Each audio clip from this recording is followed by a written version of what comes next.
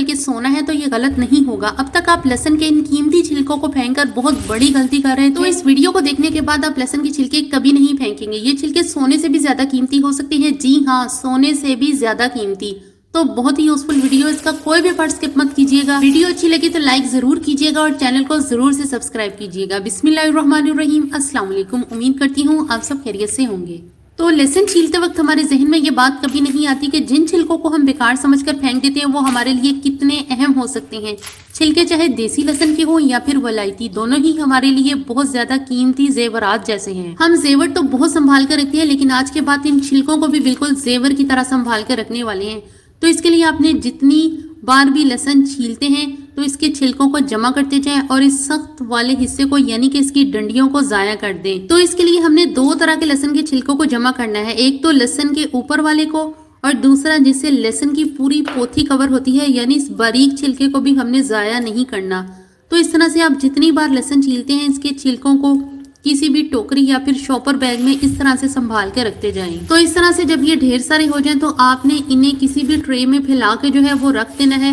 तो इनमें नमी वगैरह भी थोड़ी बहुत होती है, तो इस तरह से आप इसको धूप भी लगवा सकते हैं ताकि ये बिल्कुल ड्राई हो जाए और अच्छी तरह से ये कड़क हो जाए। ये इतनी जबरदस्त वीडियो है कि आप इसको पूरी देखने के बाद इससे जरूर मुस्तफीद होंगे और आपको इससे जरूर फायदा हासिल होगा।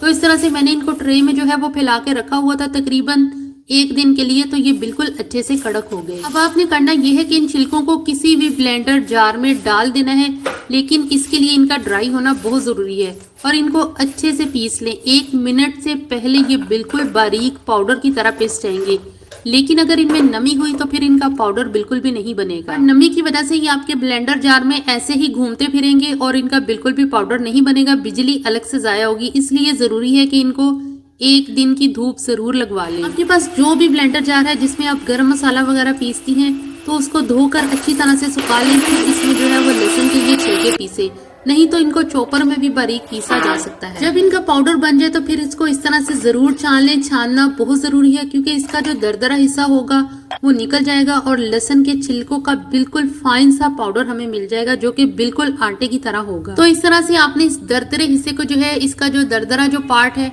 वो इसको जाया कर देना है और इस तरह से हमें ये बिल्कुल एक फाइन सा आटे की तरह का पाउडर जो है हासिल हो गया है, जिसे आप किसी भी खुश्क साफ सुथरे कंटेनर जार में महफूज करके रख लें। तो अब हम इन्हें इस्तेमाल कैसे करेंगे, इस पाउडर को हमने कैसे इस्तेमाल करना है, कैसे ये सोने से भी ज्यादा कीमती है जिसको हम कूड़ा समझकर जाया कर देते हैं। तो इस तरह से आपने इसे साफ सुथरे कंटेनर जार में जो है वो डाल के रख लेना है।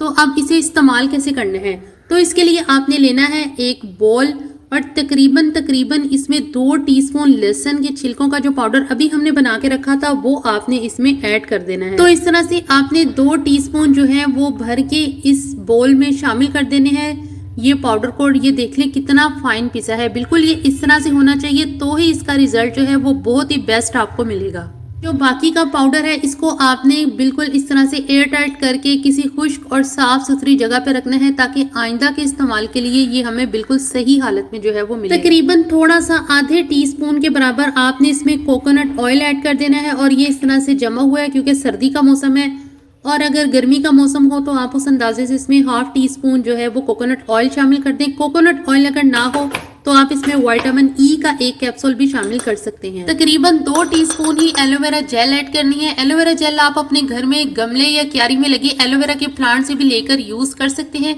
अच्छी तरह से इन सब अज़ा को मिक्स कर लें। अब आपने इसमें कोई सा भी पील ऑफ मास्क जो है वो शामिल कर देना है, वो भी थोड़ी सी अमाउंट में शामिल करना है। ये आप किसी भी कंपनी का यूज कर सकते हैं, 30 से 40 रुपए में आपको इजीली मिल जाएगा किसी भी मेकअप स्टोर से। अगर ये ना मिले या फिर आप इसे ऐड ना करना चाहें तो फिर अंडे की सफेदी शामिल कर दें। 1 अंडे की सफेदी आप पहले किसी बोल में निकाल लें और इसे अच्छी तरह से फेंट कर जो है वो इस मिक्सचर में शामिल कर दें।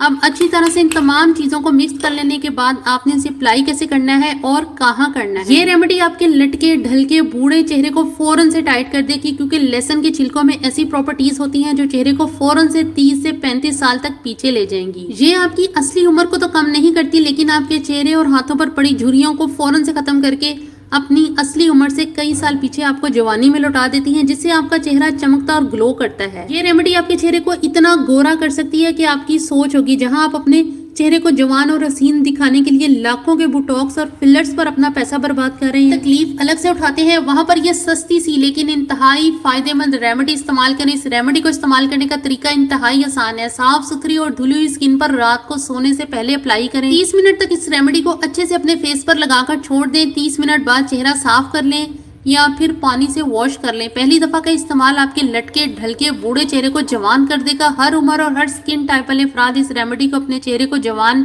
और हसीन दिखाने के लिए इस्तेमाल कर सकते हैं। ये रेमेडी झुर्रियों और फाइन लाइंस का फौरन खात्मा करती है, क्योंकि लहसुन की छिलकों में कुदरत ने जो प्रॉपर्टीज रखी हैं वो स्किन को बूढ़ा नहीं होने देती, बल्कि बूढ़ी स्किन को टाइट और ब्राइट करती है। चेहरे के अलावा आप ये रेमेडी अपने हाथों और गर्दन पर पड़ी झुर्रियों को फौरन से जो है वो ख़त्म करने के लिए इस्तेमाल कर सकते हैं। इसका कोई भी साइड इफेक्ट नहीं है। वीडियो अच्छी लगी तो इसे ज़रूर लाइक कर दें। मिलते हैं नेक्स्ट वीडियो में। अल्लाह हाफिज़। थैंक्स।